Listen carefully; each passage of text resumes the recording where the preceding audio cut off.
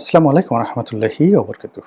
সম্মানিত দর্শক, ত্রয়োদশ জাতীয় সংসদ নির্বাচনে আওয়ামী লীগের ভোট খুব গুরুত্বপূর্ণ ভূমিকা পালন করবে।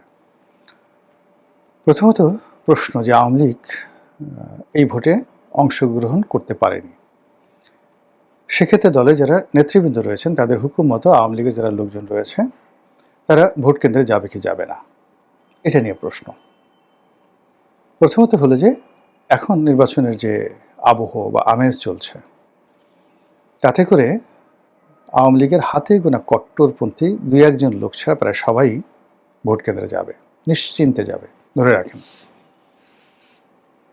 ২ নম্বর হলো যে যারা পালিয়ে আছেন বাংলাদেশের ভেতরে তাদের কথা আলাদা, আর যারা দেশের বাইরে পালিয়ে আছেন তারা মূলত দল থেকে বিচ্ছিন্ন হয়ে গেছেন। দলের যারা সাধারণ নেতাকর্মী যতবার এই বিদেশে যারা পালিয়ে গেছেন তাদের কথাবার্তা শুনছে, সাধারণ যারা আওয়ামী লীগের ভোটার এবং বাংলাদেশে যারা পালিয়ে আছেন কিন্তু অন্যায় করেননি, ভুক্তভোগী, তারা সবাই এই আওয়ামী লীগের যারা দুর্বৃত্ত শ্রেণী তাদের চেহারা দেখলে, তাদের কথা শুনলে তারা বিরক্ত হচ্ছে, এতে কোনো সন্দেহ নেই। কাজেই বিদেশে যে প্রচার হচ্ছে, প্রোপাগান্ডা হচ্ছে, যে কথাবার্তা হচ্ছে, এটি অন্য একটা বিষয়।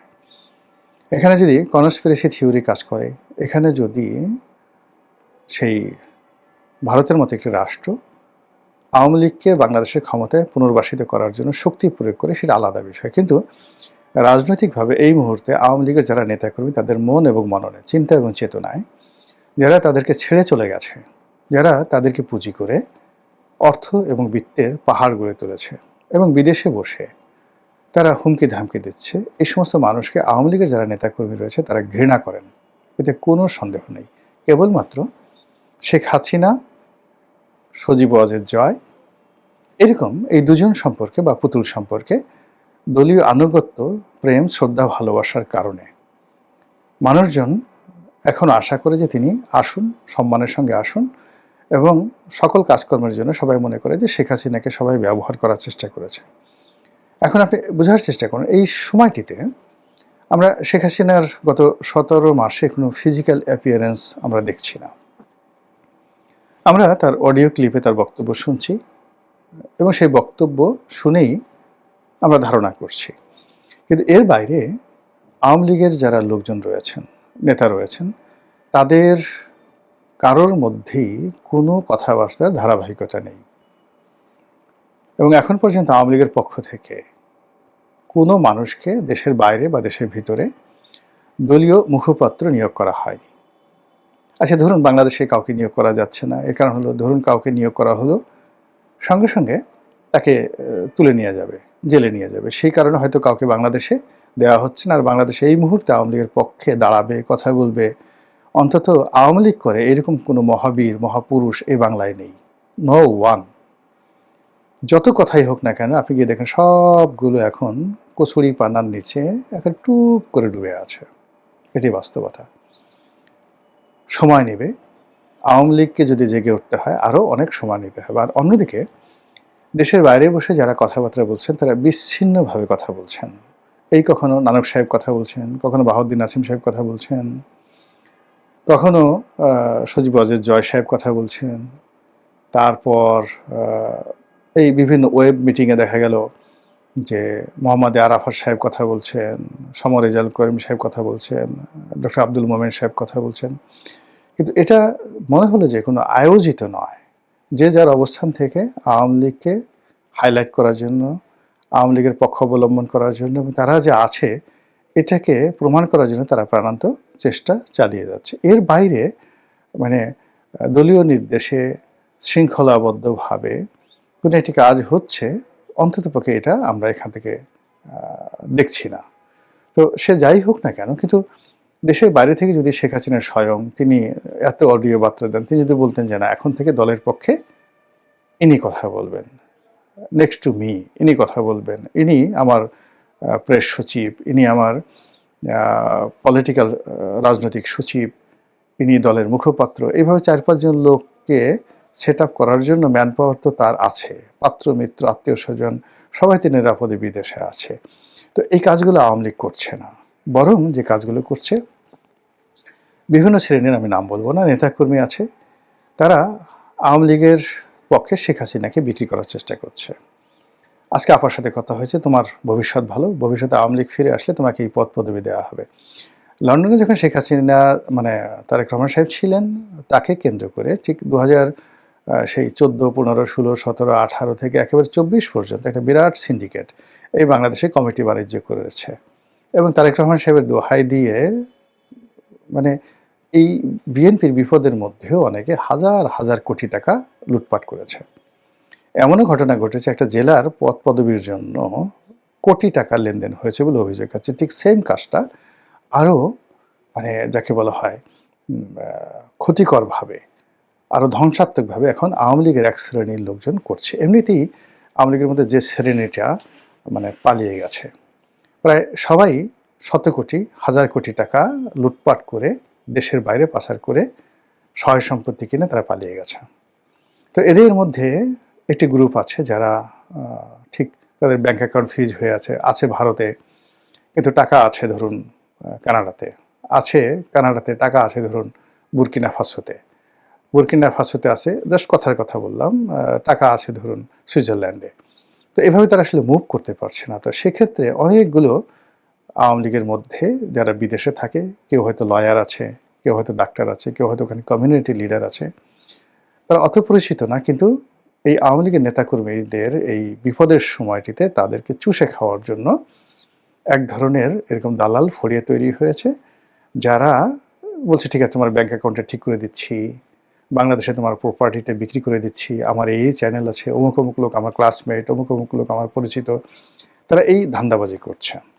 অনেকে শেখ হাসিনার সঙ্গে আমার এইমাত্র কথা হলো, এই কথা বলে সে বিরাট একটা ভিডিও ফুটেজ দিয়ে ফেললো। এবং কয়েকজন গ্রুপ এর মধ্যে ওই এক হারফিক মজুমদার আছে, কোনোদিন আওয়ামী লীগ করেনি, কখনো না, বরং বিভিন্ন গুপ্ত সংগঠনের সাথে তার যে সংযোগ ছিল এটা সবাই জানে। এখন সে আওয়ামী লীগের বড় ত্রাণকর্তা হয়ে গেছে। সে আজ কলকাতাতে আসবে, পরশুদিন দিল্লিতে যাবে, তার একদিন সুইজারল্যান্ডে যাবে, যাওয়ার পরে সে আজ তার শেখ হাসিনার সাথে কথা হয়েছে, কাল জয়ের সঙ্গে কথা হয়েছে, তিনি যে সমস্ত কাজকর্ম করছেন, শেখ হাসিনার ডাইরেক্ট নির্দেশে কাজ করছেন, জয়ের ডাইরেক্ট নির্দেশে কাজ করছেন। আর এই কথা বলে আওয়ামী লীগের লোকজন বা যে কোনো লোকই বিপদে পড়লে বিএনপির সময় দেখেছি তারা মানসিকভাবে দুর্বল থাকে, ভীষণ রকম দুর্বল থাকে। যেহেতু একটা সময় অনেক দিন তো শেখ হাসিনার কাছাকাছি ছিলাম, তো দেখেছি যে কিভাবে শেখ হাসিনার রুম থেকে বের হওয়ার সঙ্গে সঙ্গে আমার পিছনে ১০ জন লোক হয়তো দৌড় দিল। তো এইভাবে যদি আমি মার্কেটিং করতে চাই, ব্র্যান্ডিং করতে চাই, তাহলে শেখ হাসিনাকে বিক্রি করা সহজ। এবং বাংলাদেশে অনেক লোক, হাজার হাজার মানুষ যারা জীবনে শেখ হাসিনার সামনে যায়নি, তারাও কিন্তু শেখ হাসিনাকে বিক্রি করেছে। তো এরকম একটা গ্রুপ তৈরি হয়ে গেছে কিন্তু দেশের বাইরে। তো এরা যত কথাই বলুক না কেন, এদের কথায় বাংলাদেশে আওয়ামী লীগের নেতাকর্মীরা কোনো অবস্থাতেই মুভমেন্ট করবে না। এখন আওয়ামী লীগের নেতাকর্মীরা এই ভোটের মরশুমে তারা চিন্তা করছে যে যদি তারা ভোট দিতে না যায়, তাহলে তাদের উপর জুলুম হবে, অত্যাচার হবে, মামলা হবে, মোকদ্দমা হবে, কাজেই ভোট তাদেরকে দিতে যেতে হবেই। ২ নম্বর হলো ভোট দিতে গিয়ে তারা চিন্তা করছে যে কাকে ভোট দিলে তাদের অস্তিত্ব রক্ষা হবে। তাদের অভিজ্ঞতা দিয়ে তারা প্রাণান্ত চেষ্টা করছে যে বিজয়ী হবে তার পক্ষে থাকার জন্য, এবং এই কাজটি তারা করবে। তো এই দিক থেকে আওয়ামী লীগের যে ভোট আছে, সেই ভোট সাধারণত বিজয়ীর পক্ষে যাবে। যে প্রার্থী এলাকাতে ভালো করছে তাকে আওয়ামী লীগের লোকজন ভোট দেবে। এখন সে জামাত হতে পারে, এবং এখন সে বিএনপি হতে পারে, ইত্যাদি ইত্যাদি সবকিছু। এবং স্থানভেদে, কালভেদে এটা ডিফার করবে। যে জিতবে তাকেই আওয়ামী লীগের লোকজন ভোট দেবে, এবং এটাই একটা সমীকরণ। এবং এই সমীকরণের কারণে পুরো ভোটের যে ফলাফলটি, এটি একটি কমপ্লেক্স হবে। সারা বাংলাদেশে কোথাও দলবদ্ধভাবে আওয়ামী লীগ বিএনপিকে ভোট দেবে না, অথবা জামাতকে ভোট দেবে না। তারা যেখানে যাকে সুবিধাজনক মনে করবে ঠিক সেইভাবে স্থানীয়ভাবে তারা সিদ্ধান্ত নিয়ে ভোট দেবে, এবং এটা ওয়ার্ড ভিত্তিক হবে।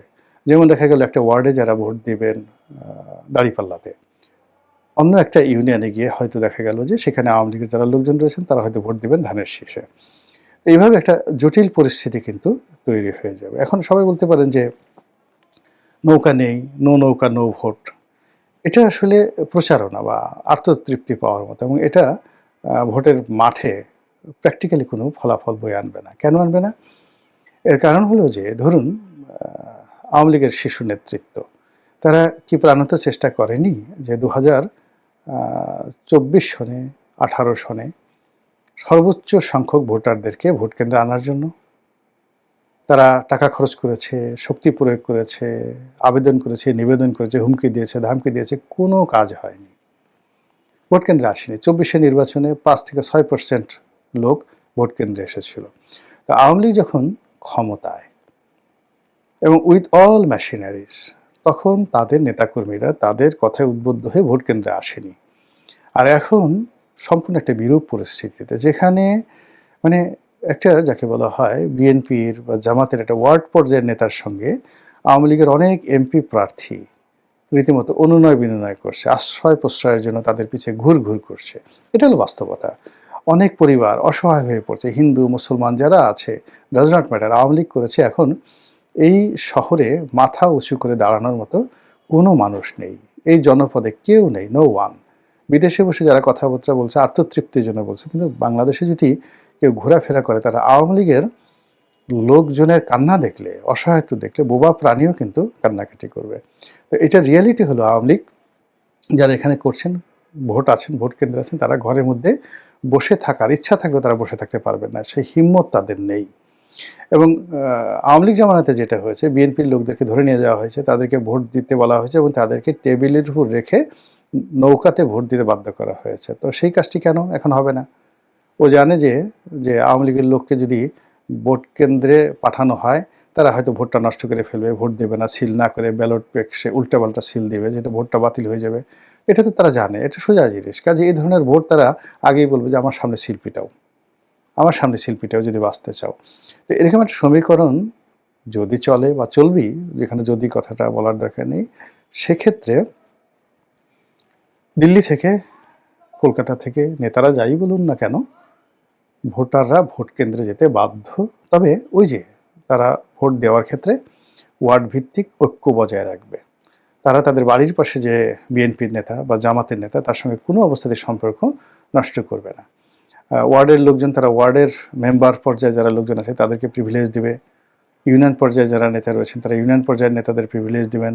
উপজেলা পর্যায়ে যারা রয়েছেন, তারা ঠিক ওইভাবে স্থানীয় রাজনীতি ম্যানেজ করে তারা যে ভোটগুলো দিতে যাচ্ছেন, সেই ভোটগুলো পুরো নির্বাচন প্রক্রিয়াটিকে এলোমেলো করে দেবে। ভোটের ফলটা মানে যেটা কাউন্ট করা যাচ্ছে না, বিশ্বাস করা যাচ্ছে না, ধারণাই করা যাচ্ছে না, এরকম জটিল করে তুলবে বলেই আমি মনে করছি। আসসালামু আলাইকুম ওয়া রাহমাতুল্লাহি ওয়া বারাকাতুহু।